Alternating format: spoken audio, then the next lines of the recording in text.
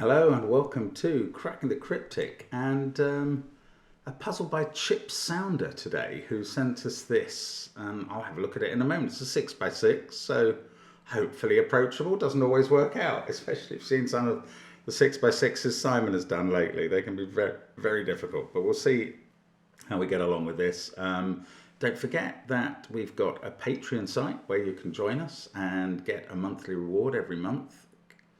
1st of November's, of course, the Duality 2 pack by the Skunk Works. What else have we got? We've got our apps, which are fabulous. They do include Domino Sudoku and Sandwich Sudoku, which both seem relevant today, but there are 9 others as well. Do check them out. Some of them nice and approachable introductions to variant Sudoku and great to while away. Anytime you have spare on your device of any kind, do check them out. They're great fun. We've also, of course, got our merchandise and Sven SUDOKU PAD on links under the video, and you can check those out and support them generally. Now, let's have a look at... Oh no, I tell you what I'm going to do. I'm just going to cut for a second to a puzzle I did the other day. So this was the solution as I presented it to Killer Caves by Stephen Mason, but several people pointed out an error I made only in the colouring. It didn't affect the numbering, which was why I didn't notice it or get caught out at the end, because the answer check only checks the numbering.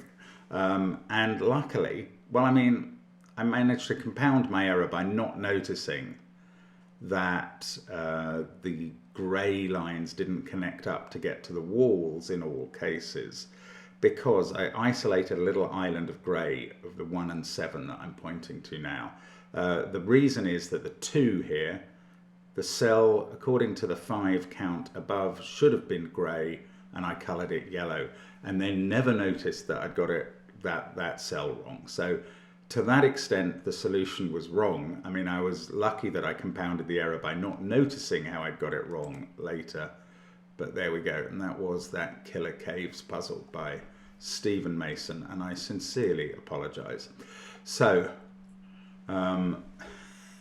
hopefully that's put right as a result now.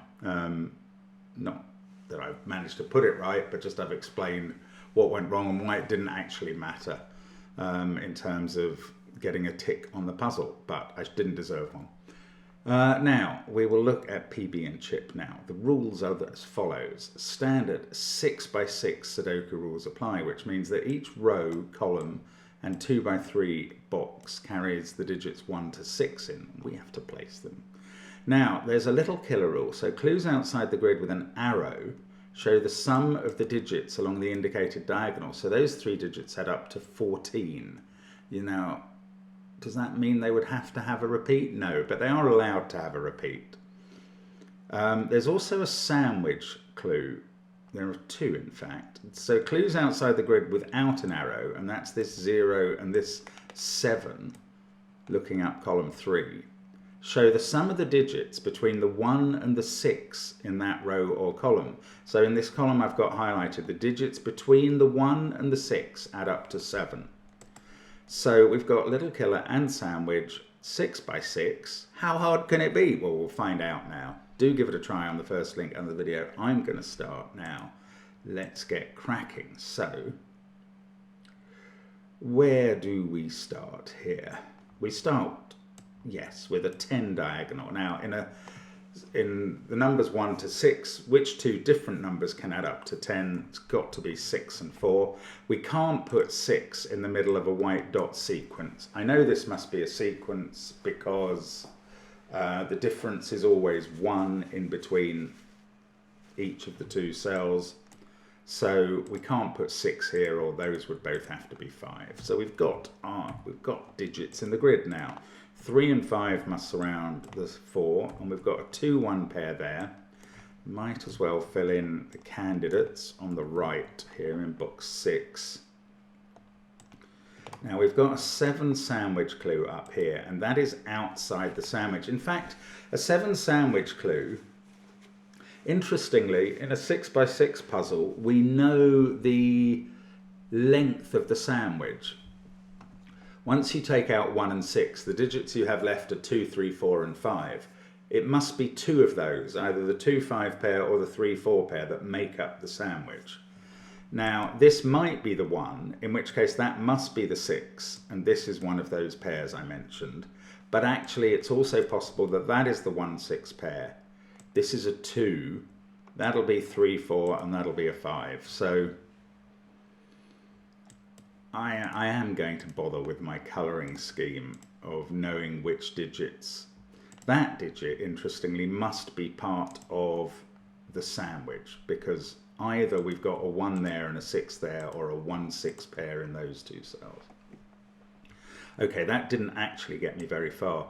Oh, we've got the double black dot. Right, the digit I know is not on the black dots is 5, because it doesn't have a digit, even in 9x9 Sudoku, which it can black dot with. So one of these is going to be 3, 6, and one of them is going to have a 2 on. So the digit that 5 goes with here in those two, that domino, is from either 1 or 4. I'm really going to have to start considering some of these diagonals, aren't I? 13. I don't know, there's quite a lot of scope for that. This could be as little as 2 with a 5-6 pair down here. I'm really not seeing how that works, actually. Can I use the, well, 5 being there means that isn't a 5. Ah, well, that's on this diagonal. That's limited it a bit. So this can't be a 2. It must be at least a 3. Because the most these can add up to now is 10. So let's fill in 3, 4 and 6 as possibilities. Can this be anything other than 6? If that was a 2, the maximum these two can add up to is 10. We don't get to the total of 13. So that is a 6. That's relatively straightforward to do. That's good. Now, these two have to add up to 7. I think from those cells, they must be a 3-4 pair, and that's not 6. And that is a 3-4 pair, both looking at this cell. Actually, both looking at those cells. So 3 and 4 are both looking at this cell, so that must be a 5. And they're both looking at these cells, both 3 and 4, so they can't have a 4 in. They must now be a 1-5 pair. That is going to sort out 2, 1 down here. Also, sorry, 5 can be removed from that. Now, this has ended up being, well, we've ended up with 1 and 5 there. So these pairs are 6, 3 and 2, 4. We can place the 6, of course. That's there. This is a 2, 4 pair. And now all these digits are falling into place. And this isn't proving too hard, he said riskily. Now I'm looking at this 14 diagonal. 1 there just won't cut it. It would require a 7 here if my arithmetic is right. So we put a 5 there. This has to be a 3 to make the diagonal work. And we're getting everything done. We've just got one long, no, well, we've got the 2 sandwich clues to do and that long diagonal, which doesn't look easy at the moment. Right, let's do this sandwich. We've got the 1, we must put the 6 there. Now we know about this sandwich. We didn't need the colours really at all in any way. So that is the 2 cell 7 sum, and this is a 1. And the 2 cell 7 sum, do we know what it's made up of? No, actually not. Well, it's either a 3-4 pair or a 2-5 pair. And that means the outies in this column are also, they're the other pair that are either a 3-5 or a 2-4 pair. So this one at the top is the counterpart of that in making 7 and is 2 or 4. That gives us a pair in the top row, and this is a 1-3 pair left over. And that hasn't resolved for me what's going on. So I'm really going to have to approach this 15 diagonal. Now we've already got 5 down here, so the yellow cells add up to 10. This one is 2, 4 or 5 by Sudoku. This one actually is 2, 4 or 5 by Sudoku. It sees a 6, 1 and a 3 as well. This one is 1, 3 or 5. Now we've got to make these add up to 10. I don't know, there's some way don't find that... Oh, hang on. Let's do this by Sudoku first, because it's a naked single. Look at that. 613 and 24 are both looking at this cell. So that's a 5. Now that's reduced.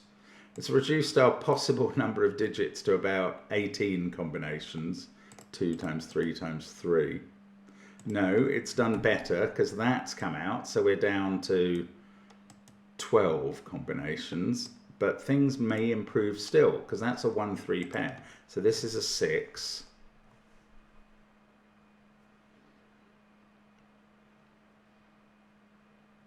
I don't quite know. But now, okay, now I'm actually going to think about how to make these add up to 10. If that was a 1, this would have to be a 4 and that a 5. They would be maxed out. So this would go 4, 1, 5. That won't work actually. That's quite interesting because the 5 would have to go with a 2 in this sandwich. And then there's nowhere left for a 4 in this box if we're assuming that's a 4. So this can't be a 1. That's a 3. Let's uncolour it. And these two now add up to 7. Well, one of those has to be odd. This is the only one that can be. So that's a 5 and that's a 2. Thank you to that diagonal. That must surely... Well, oops. I'm mistyping everything. Right, let's try again. 1, 5 was what I was trying to do there. Now, let's not forget this sandwich. That's a 2, and that is going to finish the puzzle, definitely. 4, 1, we've got 4 there, 2, 4 down here. It's 3 and 5. And we do finish with a 3 in the corner. That's 3 in the corner. That's 3 in the spotlight. Proving its position. This has been a popular puzzle. Excellent. And not too difficult, really not. So that is PB and Chip. Why that title, Chip Sound? It reminds me of Chip and Pin, but is it PB, peanut butter? Is it an ice cream flavour, PB and Chip? I don't know. But anyway, somebody tell me what PB and Chip means because I'm not sure I get it. But that puzzle's been out for a month. I wonder if it's been solved somewhere else as well. Excellent work. That was good fun. And hope to see you again on the channel soon. Thank you for watching as always. Bye for now.